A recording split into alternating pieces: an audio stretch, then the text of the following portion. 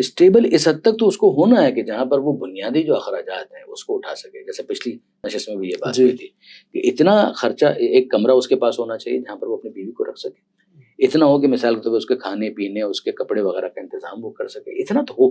لیکن یہ ہے کہ اگر آپ یہ کہیں کہ وہ جب تک کروڑ پتی نہیں ہوگا تب تک وہ شادی نہیں کرے گا، جب تک لکھ پتی نہیں ہوگا وہ شادی نہیں کرے گا، جب تک اس کا اپنا ایک ولا نہیں ہوگا تب تک وہ شادی نہیں کرے گا.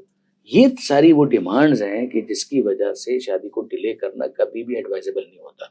یعنی الٹا معاملہ ہے. اگر آپ دیکھیں تو وہ آیت جو نمائندہ آیت کہی جا سکتی ہے، ہر خطبہ نکاح میں پڑھی جاتی ہے، قرآن مجید 24 سورہ سورہ نور، انکحوا الایام منکم والصالحین من عبادکم وامائکم ان یکونوا فقراء یغنیہم اللہ من فضلہ واللہ واسع علیم. نکاح کا اہتمام کرو ہر اس شخص کے لیے کہ جو نکاح کر سکتا ہے اور تنہا زندگی گزار رہا ہے، چاہے وہ کنوارا ہو، چاہے وہ شریک حیات کے انتقال کی وجہ سے تنہا ہو، شادی ٹوٹ گئی جس کی وجہ سے تنہا ہو، لڑکا ہو یا لڑکی ہو، بیوہ ہو، کوئی بھی ہو، ان کے نکاح کی کوشش کرو.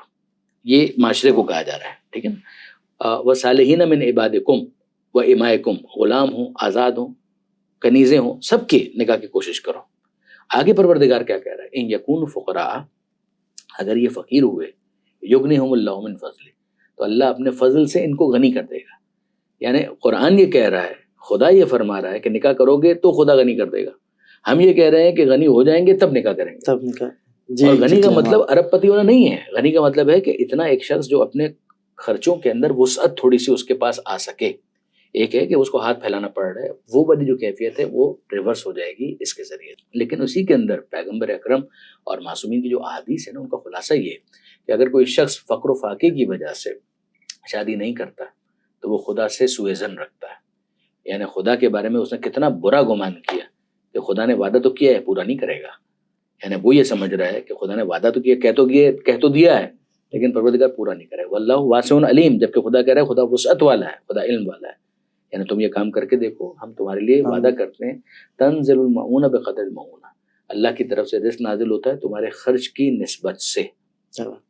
جو انسان اپنا خرچ، یہ اگر آپ باڈی کے اندر بھی دیکھیں نا کہ بھئی ایک انسان ہے، اس کے مسل کیوں نہیں بن رہے، تو آپ کہتے ہیں باڈی بلڈنگ کرتا ہی نہیں ہے.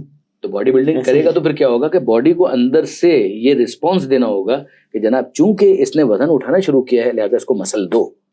بالکل اسی طریقے سے جب ایک انسان وزن اٹھاتا ہے تو مسل آ جاتے ہیں. انسان اگر خاندان کی ذمہ داری اٹھاتا ہے تو رزق آ جاتا ہے.